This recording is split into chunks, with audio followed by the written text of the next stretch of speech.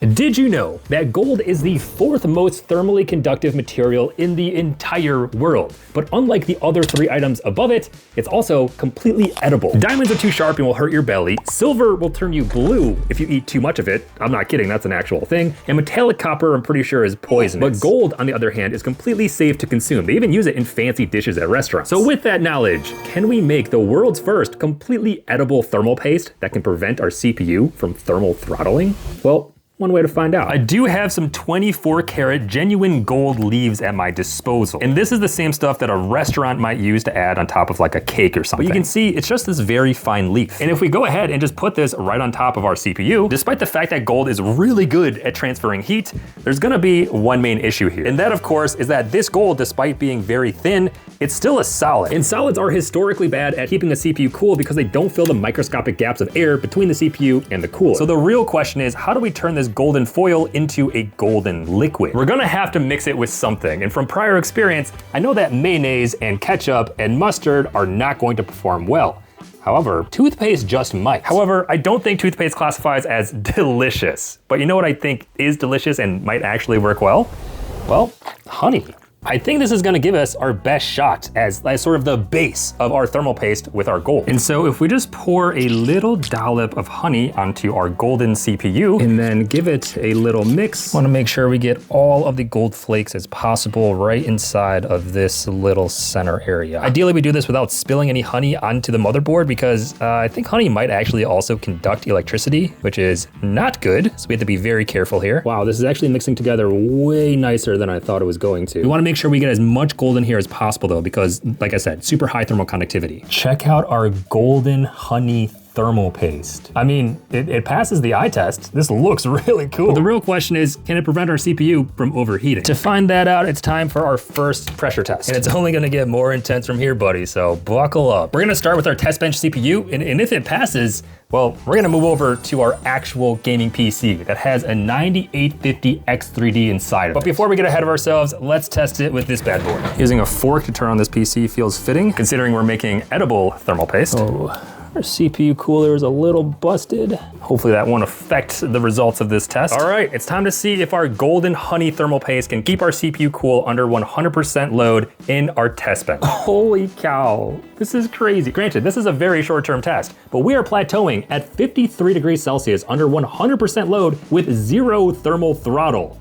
Guys, this is actually working, meaning our honey and gold have passed the first test. So it's time to take it to the big leagues. Can it cool an actual gaming PC? It's about time to find out. But first, this video has a sponsor. This is Roborock's latest flagship, the Saros 20. And for the past month, it's been vacuuming and mopping my floors. But there's been one major hurdle, baby gates. You see, I have these thresholds on almost every door of my house to try to contain the wild beast that is a human toddler, which you might think means I have to physically pick up the vacuum every time I wanted to clean another room, but you'd be mistaken. Check out what Roborock figured out. In what they call the Adaptive Lift Chassis 3.0, there's actually multiple sets of wheels here that can rotate independently, as well as a climbing arm to cross double layer thresholds like it's nothing. Plus, once it figures out how to cross a threshold in your house, it'll learn from that and remember for next time. This variable chassis height also comes in handy when cleaning carpets, as it can find the optimal height to clean, say, this fluffier carpet compared to this thinner one. And as the thinnest Roborock vacuum to date, this thing easily fits under both of my couches, which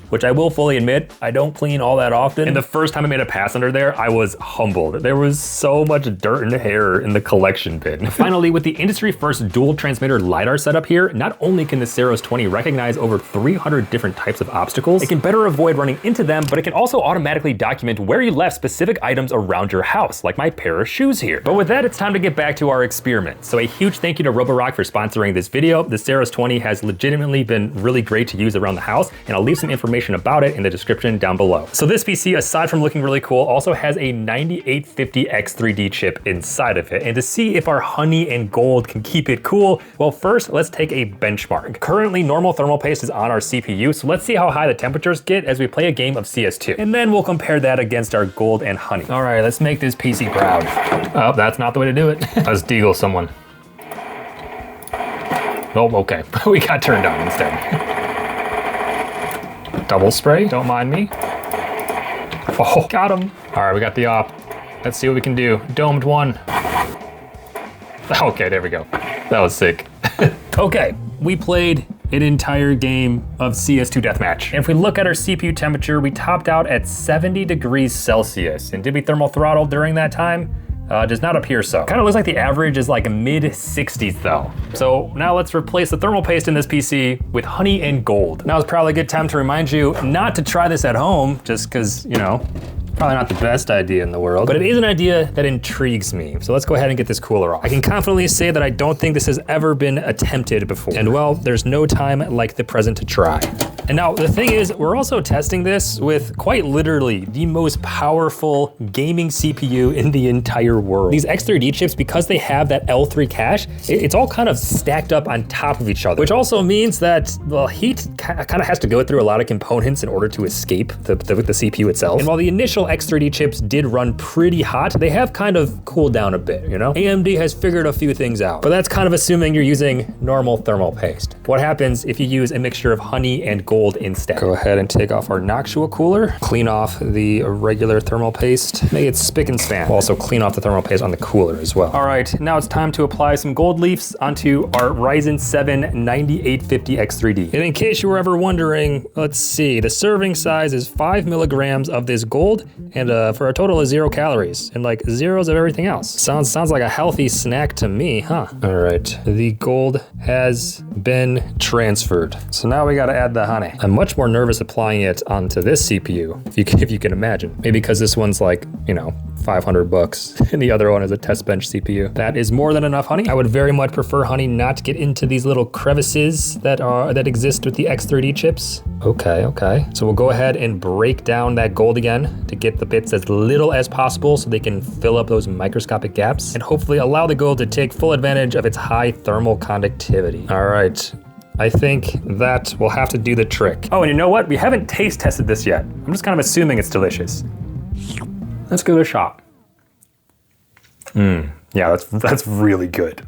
All right, now let's see if it can cool our 9850 X3D. Everyone quick, wish our edible homemade thermal paste luck as we squish it down with our cooler. I have a feeling I actually used way too much honey, and so it might spill over into those little gaps in the X3D chip. And if that's the case, I just really hope it doesn't spill over the CPU into the motherboard and short anything out. Well, hopefully that doesn't happen though. Time will tell. All right, we'll add back our single fan, just like that. And now we can also reinstall our GPU. Man, if this doesn't work and ends up like breaking the CPU, this will be one expensive experiment, that's for sure. But I simply must know, so it's time to try it. Go ahead and position the PC back into its little home here on top of another PC. Okay, time for the moment of truth. Suppose the first test is, can the PC even still turn on?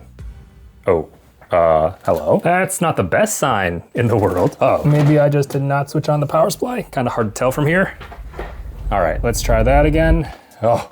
Praise be. Okay, we have our first sign of life. That gave me a heart attack. Hopefully that's not a bad omen, you know? Okay, no, we got a signal. That's very good. I'm not sure it's fantastic that our CPU temperature is already starting this high. Like, I'm pretty sure we are in like the low 50s, maybe even low 40s at idle with normal thermal paste. This might not go well. Oh no, okay, it's coming down. Guys, we have a shot. Remember, this experiment fails if the CPU thermal throttles at all. So if we can survive an entire game of CS2 Deathmatch without our CPU clock speed dipping below what it should be at, then this will have succeeded. Otherwise, it will have failed. You guys ready for it? Let's do it. All right, let's go ahead and launch some Counter-Strike 2 and see what this puppy's made of. Well, we know exactly what it's made of, honey and pure gold, but let's see how well that can survive actually being used. Let's hop into it, baby. I'm not gonna check the temperatures until after the game, so I won't know if we're close to setting our PC on fire or not until we finish the deathmatch. Oh, we're even starting with an AWP. Oh, that's a great sign. 2 kills, 3 kills, 4 kills. I mean, that has to be a good omen, right? We were top the leaderboard for a 1 split second in time. Whew. Brought a knife to a gunfight. I'm pretty sure with the last test bench, we played for around 5 minutes, maybe 3 minutes, and I think we've played longer than that now. I honestly think the honey and gold is making me play better. Okay, it is time to see how our homemade edible thermal paste actually performed. So if we go ahead and swap back over to our CPU temps, Oh my gosh. This is actually not as bad as I thought it was gonna be. Okay, so we did peak quite a bit higher. It looks like around 77, 78 degrees. And you know, up here, we're chilling at like the low 70s as opposed to the mid 60s. But like, look, check this out, check this out. We did not thermal throttle at all throughout that play session. Granted, maybe it was only like 10 minutes, but still, that's crazy. It's working.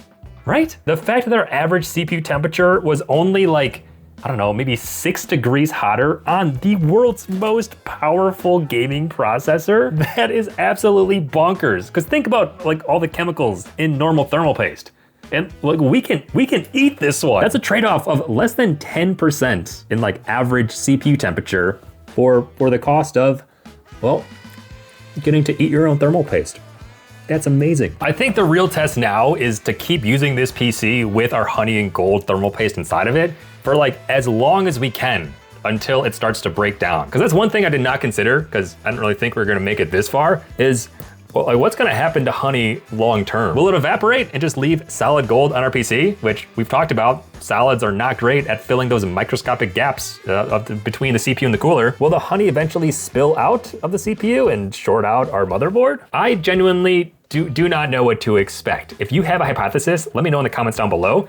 Honestly, I can see this working for, I'm gonna say at least a month. Yeah, that sounds right. Assuming ants don't come and like get attracted to the sweet honey and like eat all of it, which would be weird. But I will leave this in my PC and I will keep you guys updated because this is fascinating me. And it did not thermal throttle our CPU. But you know what? Let's keep playing it a little bit more to see if we can, like, you know, see if we can find its fault. Let's play a little bit of Cyberpunk. How about that? That ought to make our CPU a little hot, no? We'll even play it at 1080p as opposed to like this 2x 4K so that we can not push our GPU as much so that our CPU has to like, you know, do some more work. And this time I am gonna keep an eye on the CPU clock and the CPU temperature. That CPU temp is climbing. I did just see the temperature spike to 81 degrees, but then I also heard the fans like instantly ramp up, and now we're all the way back down to 68 degrees. Whoa, this can shoot walls down? That's crazy. Yeah, let's destroy some stuff. That sounds like it'll give our CPU something to do. I guess it can only break certain walls. We'll do an opening mission as Cyberpunk. That'll definitely give our CPU something to do. On your toes. 4 bodies in. I'll give you a wake up. Let him up, let him up. Oh no. Oh no. I didn't see that guy. And despite all of this Cyberpunk in action, CPU's still chilling. I mean, it's definitely not super chilling. We're at 75 degrees, but 0 thermal throttle. And honestly, our fans are not even spinning all that much right now. I feel like they could go a lot faster. At this point, I feel like the only thing I have left to do is to wait and test this over the next, say, few weeks to see if this continues to, well, not thermal throttle our 9850X3D. Right now, it's at the point where if I just like gave this to one of you and didn't tell you that there was honey and gold on the CPU instead of real thermal paste, I'm not sure any of you would notice. But the question is, at what point would you notice, right? Like, is this gonna overheat within the next day? Maybe the honey will evaporate by then. Time will tell. I will be sure to keep you guys updated. Stay tuned for updates. That's all I have for you today. I'm Mr. Yeester, your tech tinkerer, and I'll catch you in the next one. Oh yeah.